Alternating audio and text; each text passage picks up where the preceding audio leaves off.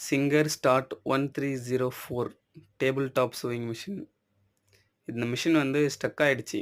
அதாவது வந்துட்டு நம்ம மிஷின் ரெகுலரா இத எடுத்து தைக்கல அப்படின்னாலும், நம்ம வந்து மந்த்லி ஒன்ஸ் மிஷின ஜஸ்ட் நம்ம ரன் பண்ணி விட்டோம் அப்படின்னா, இந்த மாதிரி இஷ்யூஸ் வந்து வராம இருக்கும்.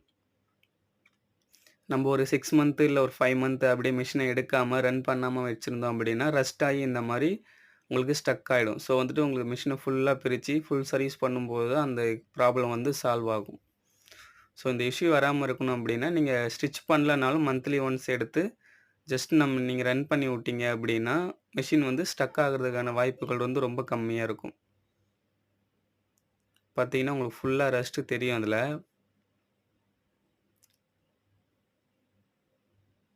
அத புஷ் எல்லாம் ரிமூவ் பண்ணிட்டு, அதுக்கப்புறம் அத ஃபுல்லா அந்த ரஸ்ட்ட கிளீன் பண்ணிட்டு பண்ணும்போது தான் நம்மளுக்கான ஒரு ஃபுல்லா வந்து அது வந்து கிளியர் ஆகும்.